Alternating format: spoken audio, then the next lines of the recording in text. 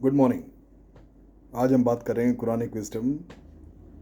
No discrimination, respect all cultures. कोई इम्तियाज नहीं, कोई भेदभाव नहीं। तमाम मजहब, तमाम सोसाइटीज, कल्चर, सेक्स, क्रीड, सब को बराबरी से कबूल करना और कोई भेदभाव या फर्क न करना, ये है मैसेज कुरानिक विजडम का। आज से कुरान ये कहती है कि इस ज़मीन पर 100,000 मैसेंजर्स, पैगम्बर्स आए और मुख्तलिफ टाइम पर आए, मुख्तलिफ लोगों के लिए आए, मुख्तलिफ कामों के लिए आए, मगर कुरान ने किसी भी पैगम्बर, किसी भी मैसेंजर को में कोई फ़र्क नहीं समझा, सबको बराबर समझा। कुरान की सूरत अल बकरा हेफर, इसमें वो कहती है कि ये तमाम मैसेंजर्स ने बात कही कि भाई हमको खुदा ने भेजा है और हम सब खुदा की किताब पर यकीन करते हैं, खुदा के फरिश्तों पर यकीन करते हैं, और हम किसी भी सूरत पर डिस्क्रिमिनेट या डिफरेंशिएट, ये भेदभाव, इम्तियाज़ नहीं करते। जो कौमें हमसे पहले आईं या जो रसूल या पैगम्बर हमसे पहले आए, हम जो सुनते हैं वही कहते हैं और उसी को मानते भी हैं।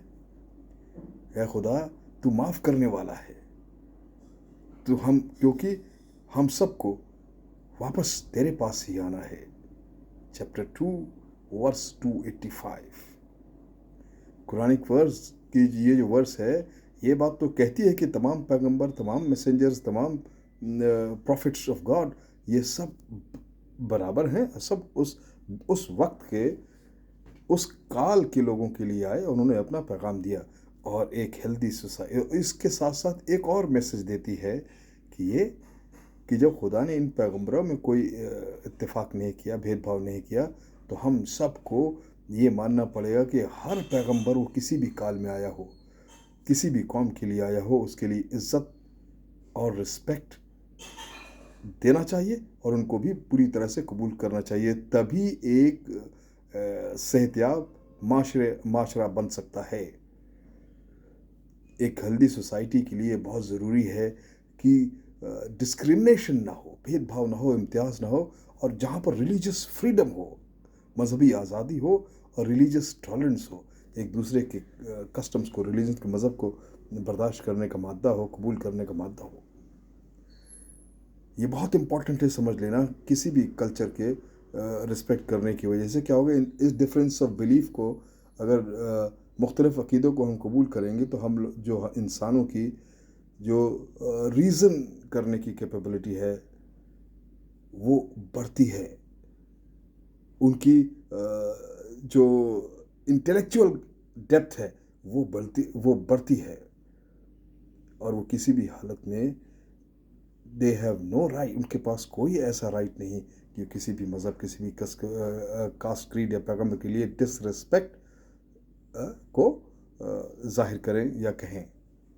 किसी कुरान जो द कल्चर ऑफ डिस्क्रिमिनेशन है, इसके ख़िलाफ़ है और इसके लिए सख्त ममानियत करती है।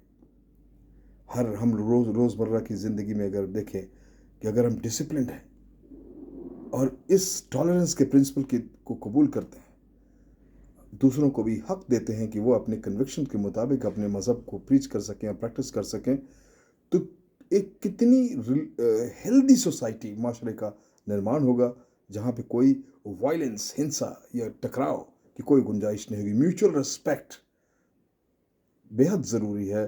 कुरान कहती है अगर हमें एक अच्छी सोसाइटी चाहिए, और इसके लिए हाई मॉरल वैल्यूज़ होना बहुत ज़रूरी है। और वो हाई मॉरल वैल्यूज़ तभी होंगे जब हम तमाम मुख्तलिफ़ ख़यालात को कबूल करेंगे और अपने इंटेलेक्चुअल एडवांसमेंट की तरफ ध्यान देंगे। जब हम दूसरों की आइडियोलॉजी को कबूल करेंगे, तो हम जो है